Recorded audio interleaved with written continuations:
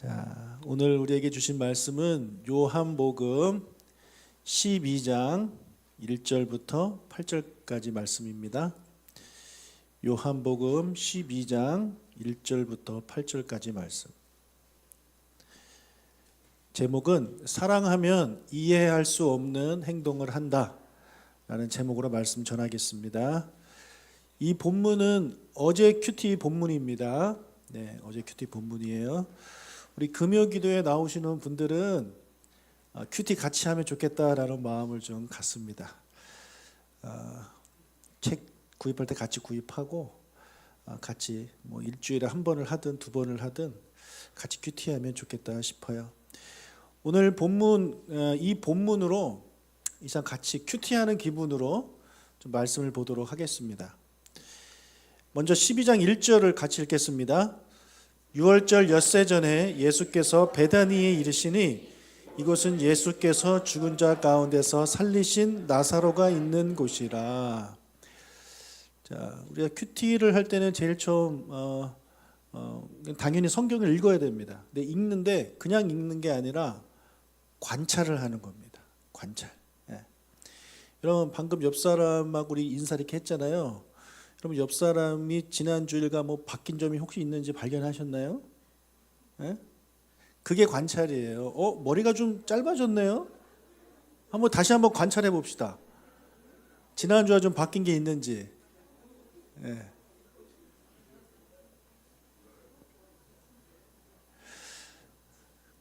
우리가 관찰을 해서 집사님 파마하셨네요 이렇게 한마디만 해줘도 기분 좋습니다. 그렇죠? 예. 우리 김성호 선생님 머리가 좀 짧아지셨는데요. 한참 됐습니까? 예. 아무튼 한참 됐는데도 모르는 사람들이 많다니까요. 예. 근데 저는 그래도 좀 알아봅니다. 예. 자, 우리가 하나님 말씀을 이렇게 그냥 읽는 것과 관찰하는 게 이 차이예요. 관찰해서 뭔가 좀 새로운 걸 보게 되면 그 모습을 보면서 하나님이 기뻐하실 것 같아요. 우리가 성경 읽는 거 너무너무 중요해요. 너무너무 중요한데 이걸 계속 읽기만 하다 보면 그냥 읽는 거에서 끝납니다. 그래서 심지어 어떤 사람은요, 나 성경 몇 독했다. 이게 훈장이에요. 성경 몇 독한 거 여러분 물론 중요하지만 그렇게 중요하지 않아요. 내가 몇 독했는지 세고 있는 사람은요 안 좋습니다. 내가 몇 독한지를 까먹어야 돼요. 그거 일일이 다 기억을 한다. 나 몇 번 읽었는지를 드러내고 싶은 마음이 그 사람 마음 안에 있는 겁니다. 근데 여러분 아무리 성경을 10독, 20독, 30독, 40독, 50독 해도 그 안에 있는 성경을 관찰하지 않고 읽기만 하면 계속 보는 건 계속 보지만 못 보는 건 계속 못 봐요. 그러니까 많이 읽어도 별 차이가 없는 걸 발견하게 돼요. 그래서 우리가 큐티를 하면서 읽는 것에서 이제 관찰하는 것을 우리가 익히는 거거든요. 그런데 그게 읽는 것과 관찰하는 것, 읽는 게 훨씬 쉽고 관찰하는 건 좀 어려워요. 그러나 관찰함에 있어서 거기에 큰 능력이 있습니다. 자, 우리가 1절을 딱 읽으면서 우리가 관찰해야 될 것이 딱 보입니다. 여러분, 우리가 성경을 읽을 때 특히 내러티브, 이야기가 있는 그런 내용을 읽을 때는요, 시간적 배경과 공간적 배경이 이렇게 중요해요. 이것을 우리가 체크를 해야 돼요. 1절에 보면 그게 두 개가 딱 나오죠. 그렇죠? 시간적 배경이 언제입니까? 6월절 엿새 전입니다. 또 어디에서 일어난 일입니까? 베단입니다. 이 두 개가 중요하다라는 거예요. 이거 우리가 체크하고 넘어가야 돼요. 그래서 성경을 묵상하고 관찰하다가 공간적 배경, 시간적 배경 이런 게 나오면 그냥 넘어가지 말고 한번 인터넷에 한번 검색을 해 보십시오. 알고 계신 분에 넘어가도 되는데 내가 모른다. 6월절이 뭔지 모른다. 베다니가 어디에 처박혀 있는지 모른다. 베다니에서 무슨 일이 있었는지 모른다. 그런 분들은요. 성경 큐티하기 너무 좋은 시대가 됐습니다. 여러분 손 안에 이 백과사전이 엄청난 많은 백과사전이 다 들어있잖아요. 네이버에다가 검색을 하십시오. 그래서 네이버에다 검색 6월절을 딱 치면 많은 자료들이 나오는데 그 중에 라이프 성경 사전을 제가 추천을 해요. 다른 거 보면 요즘 특히 6월절 같은 경우에는 하나님의 교회에서 엄청나게 글을 올리기 때문에 여러분이 하나님의 교회에서 올린 글을 보고 은혜 받을 수가 있어요. 그거 보고 은혜 받으면 큰일 납니다. 그래서 저는 라이프 성경사전을 추천해요. 거기에 보면 6월절을 이렇게 설명합니다. 6월절은 넘어가다, 지나가다, 뛰어넘다는 뜻으로 출애굽 전날 밤 죽음의 사자가 애굽 장자들을 죽일 때 어린 양의 피를 문설주에 바른 이스라엘 백성의 집은 넘어감으로써 이스라엘 백성은 구원받은 데서 유래된 절기 이름이다. 즉 이스라엘이 애굽에서 구원된 해방의 날을 기념하는 절기다. 77절 초막절과 함께 이스라엘의 3대 절기다. 정월 14일 저녁에 지켜졌다. 정월이 태양력으로는 3월에서 4월. 이렇게 나옵니다. 자, 예수님께서 십자가에 달려 돌아가신 날이 그 절기가 바로 6월절입니다. 그렇다면 오늘 본문은요, 예수님이 돌아가시기 며칠 전에 있었던 일이에요? 6일 전에 있었던 일입니다. 일주일 전에 있었던 그런 일을 기록하고 있는 것입니다. 우리가 이것을 알고 넘어가는 것과 그냥 넘어가는 건 큰 차이가 있어요. 자, 그러면 장소, 배경도 한번 찾아볼까요? 베다니를 찾아보면 이렇게 나와요. 예루살렘 근처 마을, 예루살렘에서 여리고로 가는 길목 약 3km 지점. 아주 가까운 곳입니다. 우리 교회에서 저희 집에서 조금 더 가는 거리거든요. 감람산 기슭에 위치한 작은 마을, 나사로, 마르다, 마리아 남매가 살았던 곳으로 예수께서 죽은 나사로를 살려주신 곳이기도 하다.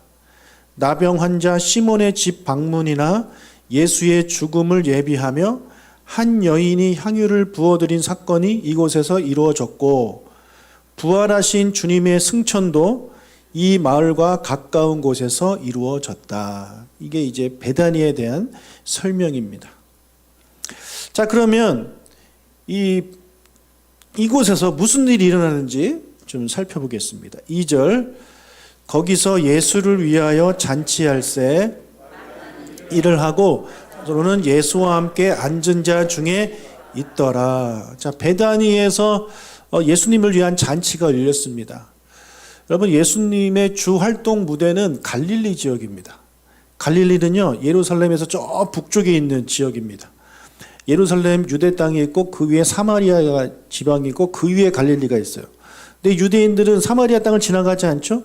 그래서 뺑 돌아와야 돼요. 그래서 꽤 거리가 있는 그런 곳입니다. 자, 예수님이 1년에 3번, 최소한 3번 정도는 예루살렘을 방문하시는데, 그것이 왜 그러냐면 3대 절기에는 하나님께서 모든 이스라엘 남자들이 예루살렘 성전을 방문하라고 말씀하셨기 때문이에요. 그래서 아까 제가 6월절에 대한 내용을 읽어드릴 때 3대 절기 나왔잖아요. 77절, 초막절, 6월절. 77절은 다른 말로 오순절. 이렇게 3개의 절기 때 예수님이 예루살렘 성전을 방문하십니다. 예수님도 유대인 남자였기 때문에. 자, 그래서 갈릴리에서 주로 사역하던 예수님이 예루살렘에 이제 가실 때마다 방문했던 그 친구들이 사는 곳이 바로 베다니였습니다. 아까 예루살렘에서 베다니가 몇 킬로 정도 떨어져 있다고 했나요? 3킬로. 아주 가까운 거예요. 그러니까 예수님은 그곳에 갈 때마다 그들을 방문했어요. 이번에도 예수님이 그들을 방문했고, 특히 이들이 예수님을 위한 잔치를 열게 되었습니다. 이 잔치는 무엇을 위한 것이었겠습니까? 얼마 전에 예수님께서 나사로를 다시 살려주셨던 일도 위해서 감사하는 마음으로 이제 이것을 하게 되는 거고, 또 요한복음에는 이게 어느 집에서 했는지 나오지 않아요. 그냥 베다니에서 했다라고만 나옵니다. 우리는 당연히 마르다의 집에서 했을 것이라고 생각을 하는데 아니요, 그렇지 않아요. 병행 구절인 다른 성경을 보면 거기가 어디라고 나오냐면 문둥병자 시몬의 집이라고 나와요. 그래서 이 문둥병자 시몬의 집에 갔다는 얘기는 지금은 문둥병자가 아니란 얘기예요. 그 사람이 문둥병자면 지금 거기 있을 수가 없어요. 그래서 아마도 이 문둥병자 시몬도 예수님이 고쳐주셨던 사람인 것 같아요. 네. 그리고 어떤 학자들은 그래요. 시몬이 누구냐? 마르다의 남편일 것이다. 뭐 이렇게 말도 하는데 그것은 정확하지는 않아요. 아무튼 그 베다니에 사는 사람들은 예수님의 그런 은혜를 많이 입었어요. 나사로는 죽은 자 가운데서 다시 살림을 받았고, 또 이 시몬은 문둥병에서 또 고침을 받았어요. 그래서 그들은 예수님께 감사하는 마음으로 이제 잔치를 열게 된 것입니다. 자, 그런데 재밌는 거는 여기 보니까 마르다가 일을 하고 있대요. 마르다가 일을 하고 있대요. 자기 집도 아니에요. 네, 자기 집도 아니에요. 그 남편이라는 거는 그냥 추측일 뿐이지 사실이 아니기 때문에 정확한 거는 자기 집도 아닌데 거기서 언니 마르다는 일을 하고 있어요. 무슨 일을 했겠습니까?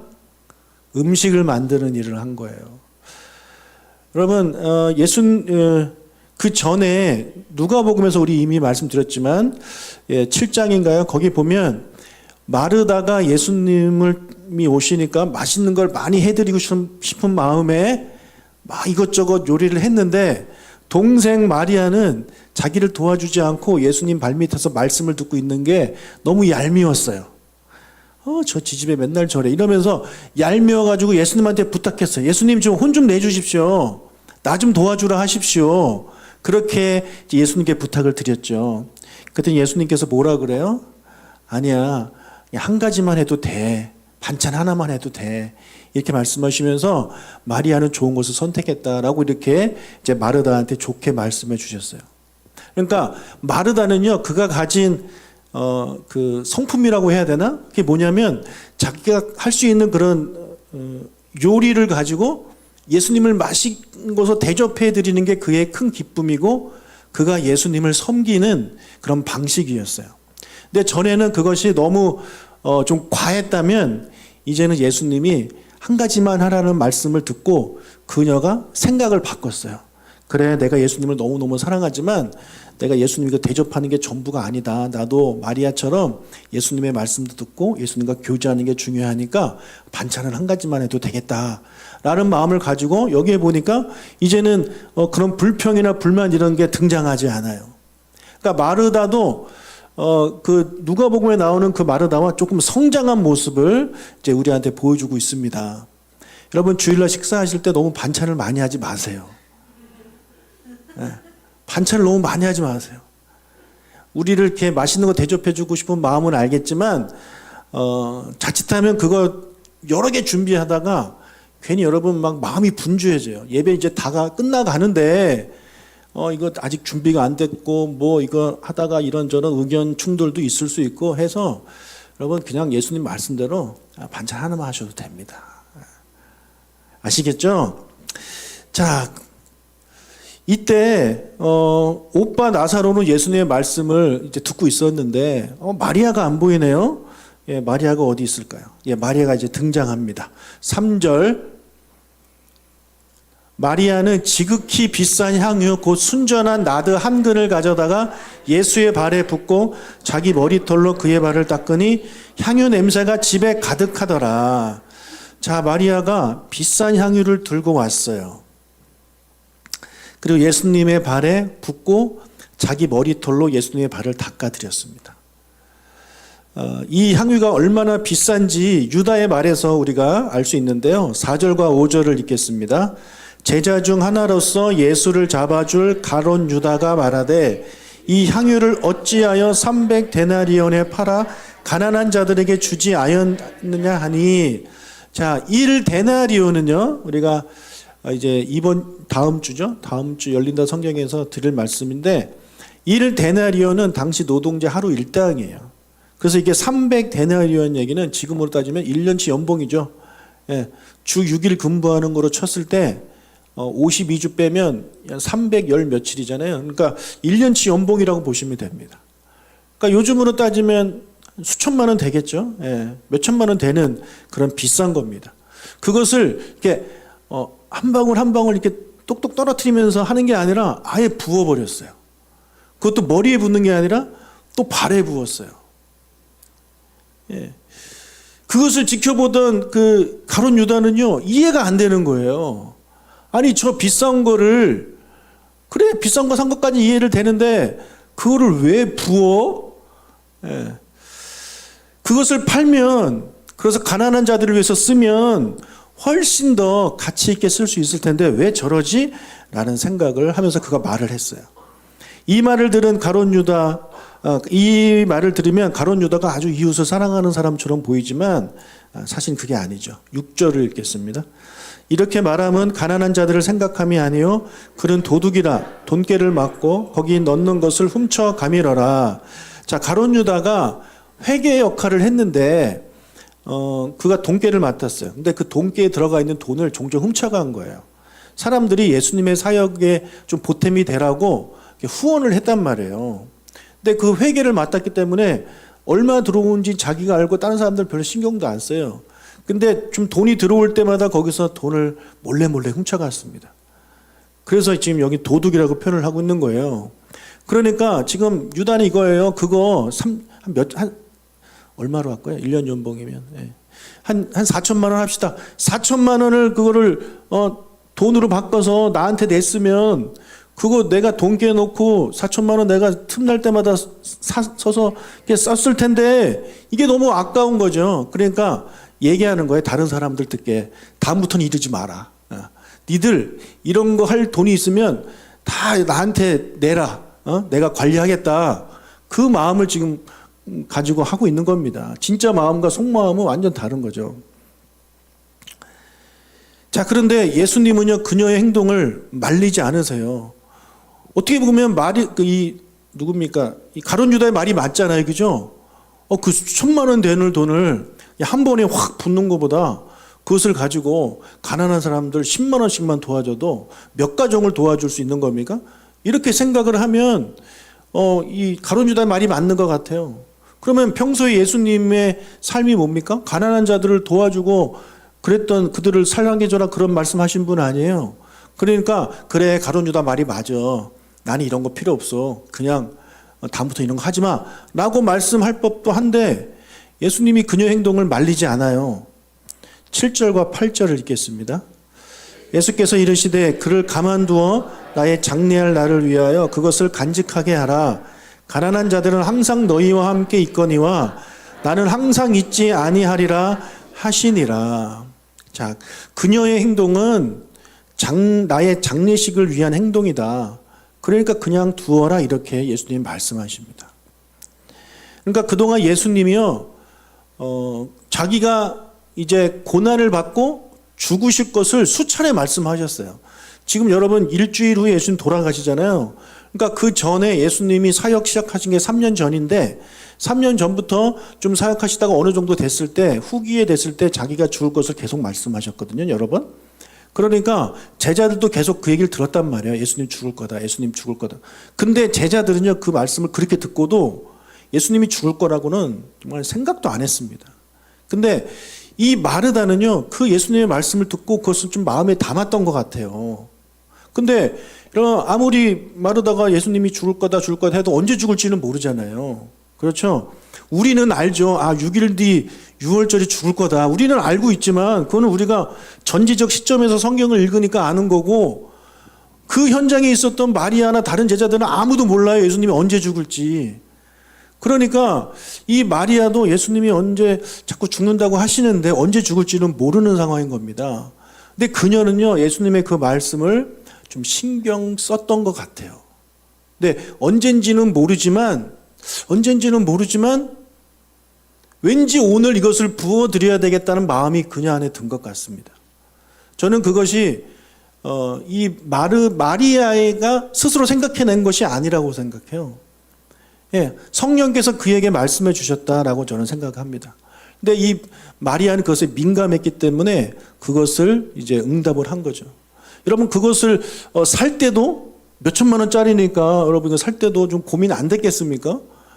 게다가 그것을 또 사용할 때도 한 방울 한 방울 떨어뜨리고 예수님한테 한 3방울 떨어뜨리고 나머지는 내가 다 쓰는 게 아니라 이걸 한 번에 다 부을 때 이거 아깝다는 생각이 들 수도 있는 거고 그리고 주변에서 사람들의 반응이 쟤 뭐 하는 거야 대박 뭐 이럴 수도 있단 말이에요. 근데 그런 거 사람들의 시선, 자기가 가진 돈을 쓰는 거 이런 거에 대해서 어느 정도 고민이 있었을 것 같지만 그래도 그녀는요 예수님을 위해서 이거 아낌없이 이것을 부어드렸습니다. 그런 그녀의 행동을 보고 예수님은 그녀가 나의 장례식을 지금 준비하고 있다라고 말씀을 하고 있는 것입니다. 자, 여기까지가 우리 오늘 본문에 대한 내용입니다. 이제 우리가 관찰을 했고요. 이제 관찰 다음에 우리가 해석을 해야 돼요. 해석은요 항상 뭘 던져야 되냐면 질문을 던져야 됩니다. 질문을 던지는 것이 해석의 시작이에요. 질문을 던지고 그 질문에 대한 답을 찾아가는 겁니다. 우리가 추리를 할 때 범인이 누굴까 우리 고민하면서 범인 찾아가잖아요. 그렇죠? 마찬가지입니다. 질문을 내가 던지는 거예요. 스스로 던지고 그 질문에 답을 찾아가면 해석이 저절로 조금씩 됩니다. 자, 오늘 본문은 내러티브예요. 이야기예요. 이야기에서 우리가 질문을 던질 때는요 이렇게 하면 돼요. 등장인물들이 많이 나오잖아요. 그 등장인물들의 행동이나 그 등장인물들의 말을 보면서 질문을 던지면 됩니다. 자, 오늘 본문에는 여러 명이 등장하잖아요. 여러 명이 등장하는데 크게 두 명이 우리의 눈에 들어옵니다. 누구와 누구입니까? 마리아와 가룟 유다입니다. 예. 마리아와 가룟 유다입니다. 이 둘이 대조되는 모습을 보여주고 있습니다. 자, 우리가 마리아의 행동을 보면서 어떤 질문을 던질 수 있겠습니까? 어떤 질문이 여러분 나옵니까?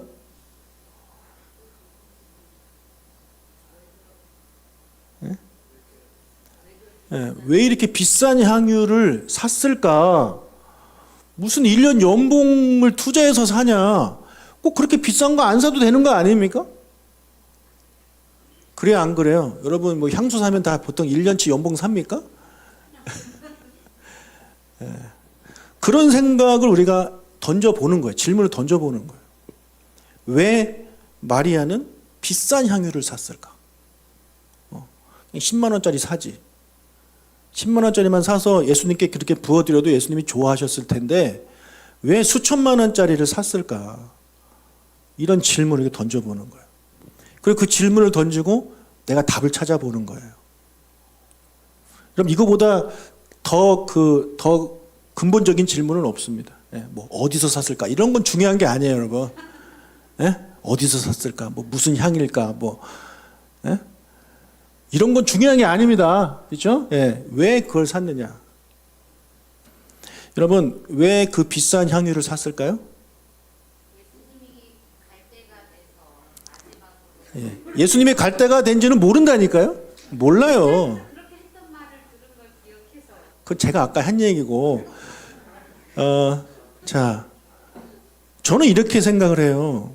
그녀는 왜 비싼 향유를 사서 예수님께 한 번에 부어드렸느냐? 이해가 안 되는 행동을 하고 있는 겁니다. 우리 중에 향수를 그렇게 쓰는 사람은 없습니다. 이 여인은요, 예수님을 너무나 사랑했기 때문입니다. 저는 그렇게 해석을 하는 거예요. 너무 사랑하기 때문에 이렇게 하는 거예요. 사랑하지 않으면 이렇게 하지 않습니다. 여러분, 사랑하면요 미친 짓을 합니다. 저희 형이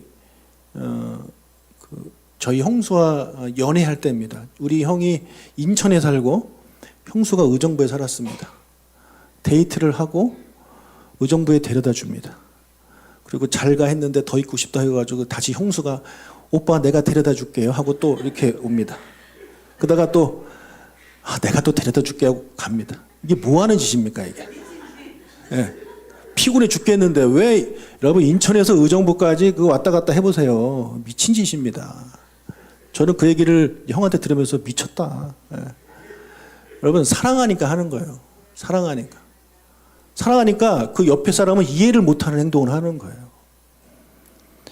지금 이 마리아의 행동을요 가룟 유다는요 이해를 못하고 있습니다. 낭비라고 생각하는 거예요. 낭비. 너무 과하다라는 생각을 하는 거예요. 왜요? 가룟 유다는 예수님을 사랑하지 않아요. 그러니까 그녀의 행동이 이해가 안 되는 겁니다. 그럼 제가 신학교를 갔는데 참 많은 사람들이, 다양한 사람들이 신학교에 오더라고요. 그런데 우리 보통 신학교 가는 사람들은요, 세상에서 실패하고 그런 사람들 많이 가요, 솔직히. 근데 가서 봤는데 서울대 졸업한 사람이 오네. 그리고 좋은 직업을 가진 사람이 와요. 연봉 높은 사람이 오는 거예요. 의사하다가 오는 사람들도 있어요. 미친 짓 아닙니까? 예? 여러분, 그분들의 부모님들 중에 믿지 않는 부모님도 있을 거 아니에요. 여러분, 그 부모님들이 얼마나 반대를 했겠어요. 내 자식 공부시켜가지고 좋은 대학 나오고 좋은 직장 다니고 좋은 직업을 가지고 돈 많이 벌고 있었는데 얘가 갑자기 어느 날 다 그만두고 신학교 들어가서 목사하겠다라는 거예요. 만약에 여러분의 자녀가 지금 의사해가지고 연봉 2억 3억 벌고 있는데 엄마 나 신학교 갈래요 하면 여러분 칭찬해 줄 분 계십니까? 한 번 더 생각해봐라 하지 않겠습니까? 야, 꼭 목사를 한다고 하나님을 섬기는 건 아니야. 돈 많이 버는 장로가 되면 되지 않겠니? 뭐 이런 식으로 막 설득을 하면서 최대한 돈을 계속 벌게 하는 게 부모 입장이에요. 근데 믿지 않는 부모 입장에서요, 그거 반대 안 하겠습니까? 그분들이 보기에는 이해가 안 되는 거예요. 여러분이 이해가 될 거예요. 여러분들 믿음이 좋으시니까. 여러분도 하나님을 그만큼 사랑하니까 다 이해가 되시지만 하나님 사랑하지 않는, 아니 하나님 미워하고 있는 불신자 부모 입장에서 그거 이해가 안 됩니다. 근데 그런 반대를 무릅쓰고 오신 분들이 신학교에 가면 꽤 있습니다. 지금은 모르겠어요. 제가 안 가봐가지고. 근데 제가 신학교 다닐 때만 해도 그런 분들이 되게 많았어요. 여러분, 그분들이 그 돈이나 명예나 직업보다 하나님을 더 사랑했기 때문에 하나님이 그들을 목회자로 부르셨기 때문에 그것에 응답한 거예요. 남들이 다 부러워하는 직업, 연봉 이런 거 다 버리고 신학교에 들어온 거예요. 여러분, 사랑하면, 그것도 미치도록 사랑하면 정말 미친 짓을 합니다. 그렇지 않은 사람이 보기에는 이해가 안 되는 겁니다. 여러분, 우리를 향한, 저와 여러분을 향한 우리 하나님 아버지의 사랑이 이해가 됩니까? 여러분? 진짜 돼요? 네? 아니, 우리를 얼마나 사랑했으면 자기 독생자 아들을 십자가에 못 박아 죽이냐고요. 여러분, 이게 이해가 됩니까? 전 솔직히 이해가 안 됩니다. 저는 제 자식 그렇게 못합니다. 저는 여러분을 위해서 제 자식을 죽일 생각이 없어요. 있어요? 저를 위해서 이쪽엔 나윤이, 이쪽엔 세아 이렇게 좌우에 있어요? 그러니까 하나님의 그 사랑은요, 우리가 봤을 때 말도 안 되는 사랑이에요. 미친 짓이에요. 예수님도 마찬가지죠. 예수님도 우리를 향한 사랑이 크기 때문에 하나님이신 그분이 인간이 되신 거예요. 자원에서 아버지 제가 갈게요 하고 오신 거예요. 얼마나 사랑하는지, 그렇게 사랑했기 때문에 우리가 이해할 수 없는 그런 행동을 하신 것입니다. 그러니 여러분, 지금 예수님 입장에서 한번 보세요. 예수님 입장에서 마리아의 행동을 한번 보세요. 이야, 여러분, 그 당시 여자가, 죄송합니다, 그 당시 여자가 벌면 얼마나 벌겠습니까? 얼마나 벌겠냐고요. 근데 그 여인이 어떻게 벌었는지는 모르지만 300데나리온이나 되는 그 비싼 기름을 구입을 해서 예수님을 위해서 아낌없이 부어드리는 모습을 보면서 예수님은요, 하나님의 사랑 그리고 자기의 사랑을 그 모습을 보면서 떠올렸을 것 같아요. 아, 내가 이들을 사랑해서, 이 인간들을 사랑해서 아낌없이 내 생명, 내 목숨, 내 피를 다 쏟아 부으러 왔는데 저 여인이 나를 사랑해서 자기에게 있어서 전부인 이 300데나리온의 기름을 아낌없이 부어주는구나 라고 하면서 우리 예수님은 이 여인한테 엄청 감동을 받으셨던 것 같아요. 그러니까 다른 성경 보면 복음이 전해지는 곳마다 이 여인이 한 일을 알려라 라고 말씀하실 정도였습니다. 그래서 이 내용이 여러분 마태, 마가, 누가, 요한복음에 다 나와요. 예수님이 너무너무 감동을 받으신 거죠. 여러분, 하나님을 사랑하십니까? 얼마나 사랑하십니까? 예. 미치도록 사랑하시길 축복합니다. 만약에 여러분의 신앙생활을 지켜보던 불신자들이 모든 사람이 너같이 신앙생활했으면 좋겠다라는 말을 듣고 있다면 자기를 좀 돌아봐야 됩니다. 그들은 하나님을 사랑하지 않는 사람들이에요. 근데 그들이 보기에 여러분의 그런 헌신과 여러분의 신앙을 이해해. 그래서 그들이 보기에는 야, 정말 신앙생활 잘한다. 신앙생활은 당신처럼 해야 돼. 하나님께 또 사람에게 적당히 이렇게 해가면서 해야지 다른 사람들처럼 너무 하나님 하면 안 돼. 라는 이야기를 하지 않고 여러분을 칭찬하고 있다? 여러분이 정말 하나님을 사랑하는 것인지 돌아봐야 됩니다. 그들이 이해를 못 해야 돼요. 그들이 이해를 못 해야 돼요. 넌 도대체 왜? 이런 얘기가 그들 입에서 나와야 됩니다. 세상 사람들 다 노는 이 금요일 저녁 불금에 너는 왜 교회를 가냐? 예, 이런 얘기를 들어야 돼요. 이런 얘기 들어야 돼요. 너는 고3인데 왜 공부를 안 하고 교회를 가냐? 이런 얘기를 들어야 돼요. 남들 다 늦잠 자는 일요일 아침에 너는 왜 교회를 가냐? 그것도 왜 일부 예배를 가냐 너는? 그런 얘기를 들어야 돼요. 너가 그렇게 고생해서 번 돈을 왜 교회에 갖다 바치냐? 이런 얘기를 들어야 돼요. 그리고 너는 왜 그런 사람을 용서하냐? 누가 봐도 나쁜 놈인데 너는 왜 그런 사람을 용서하냐? 너는 휴가 때마다 왜 여행을 선교지로 가냐? 그 돈이면 좋은 데 가서 편하게 지낼 텐데 왜 그 말도 안 통하는 곳에 너는 너의 휴가를 쓰느냐? 엄마는 왜 그렇게 사냐? 아빠는 왜 그렇게 사냐? 라는 이야기를 여러분이 들어야 됩니다. 불신자 입장에서는요, 그게 이해가 안 돼야 되는 거예요. 근데 그들이 다 이해한다? 물론 그들 중에 정말 모르겠어요. 정말 여러분 너무너무 사랑해서 이해해 주는 사람도 있겠지만 대부분의 사람들은요, 여러분이 하나님을 그렇게 사랑한다고 생각하지 않기 때문에 그걸 다 이해하는 거예요. 그들의 눈에는 정말 열심히 신앙생활하고 하나님 기뻐하시는 삶을 살아가는 사람들 보면 이해를 못합니다. 그래서 내가 과연 사람들한테 너는 왜? 라는 얘기를 듣고 있는가, 아니면 너처럼만 하면 된다라는 얘기를 듣고 있는가. 자기 자신을 한번 돌아보시기를 바랍니다. 자, 한 가지만 더 말씀드리자면, 여러분 가룟 유다는요, 그 향유가 300데나리온인지 어떻게 알았을까요? 네? 어떻게 알았냐고요, 그거를. 네. 써봤을까요? 여러분 평소에 관심이 많았기 때문입니다. 평소에 관심이 많고 그런 거에 이제 흥미가 있었던 사람이죠.